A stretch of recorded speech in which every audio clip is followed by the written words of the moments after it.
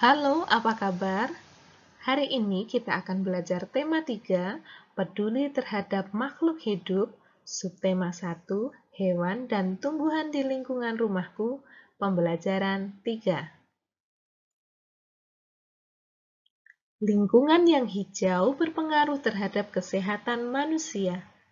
Hal ini salah satunya karena manusia menghirup oksigen yang dihasilkan oleh tumbuhan. Tahukah kamu apa yang membuat segar udara di luar? Tumbuhan hijau membuat segar udara karena menghasilkan oksigen.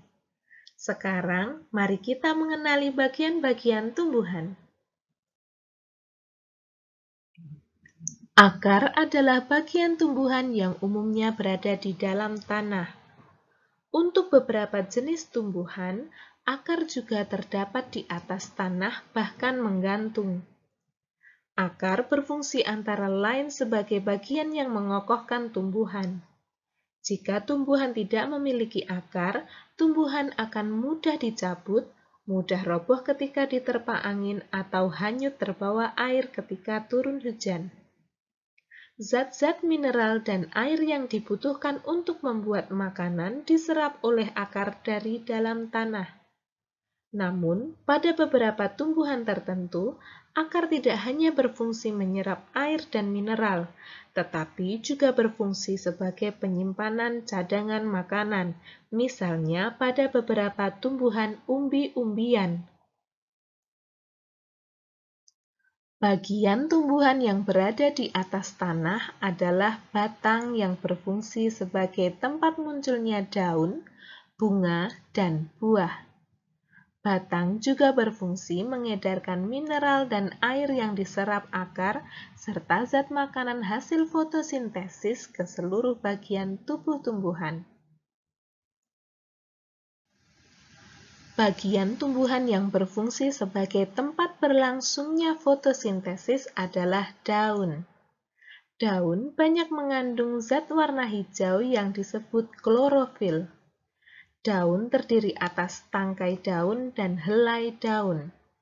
Daun juga berfungsi sebagai tempat bernapas. Bunga merupakan bagian tumbuhan yang berfungsi sebagai alat perkembangbiakan tumbuhan biji.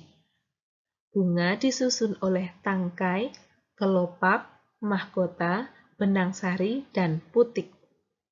Putik dan benang sari dapat melakukan proses penyerbukan. Penyerbukan ini akan menghasilkan biji dan buah.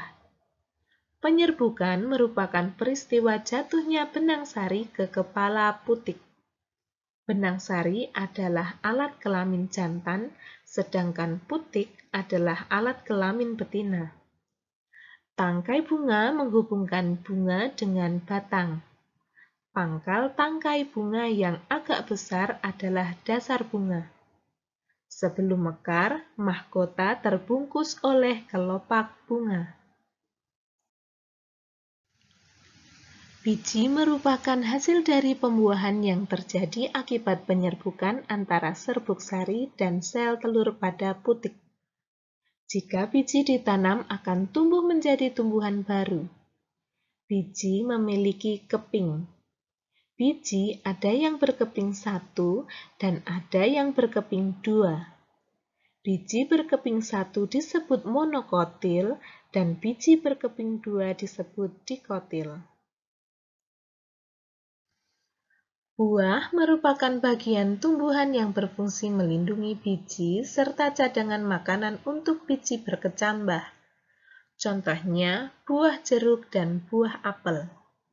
Buah terdiri atas daging buah dan biji. Bagian yang kita makan biasanya daging buahnya. Tahukah kamu bahwa beberapa dari bagian tumbuhan berfungsi untuk membuat tumbuhan tersebut tetap lestari dan seimbang di alam? Contoh bagian tumbuhan tersebut adalah biji. Biji merupakan cikal bakal bagi sebagian tumbuhan untuk terus bertahan sehingga terjaga kelestariannya. Cermati teks upaya manusia untuk menjaga kelestarian lingkungan berikut ini. Setiap tumbuhan memiliki bagian-bagian yang bermanfaat bagi makhluk hidup lain. Di antara tumbuhan tersebut, ada yang memiliki bunga. Bunga-bunga di sekitar rumah Lani terlihat sangat subur dan beraneka warna. Lani sangat rajin merawat bunga-bunga tersebut. Ia menyiramnya setiap hari dan memberikan pupuk secara teratur. Bunga membuat lingkungan rumah Lani menjadi indah dan sejuk dipandang mata. Beberapa jenis bunga menghasilkan wangi sehingga membuat harum udara di lingkungan rumah Lani. Memelihara tumbuhan adalah bagian dari kegiatan menjaga keseimbangan dan pelestarian lingkungan. Sekarang kamu akan menanam satu jenis tumbuhan, kemudian merawatnya dan mengamati setiap bagiannya. Ayo kita menanam tumbuhan dengan langkah berikut. 1. Pilihlah satu macam biji yang bisa kamu tanam.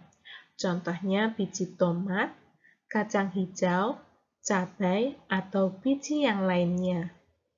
2. Siapkan tanah dalam pot kecil, kaleng bekas, atau lainnya.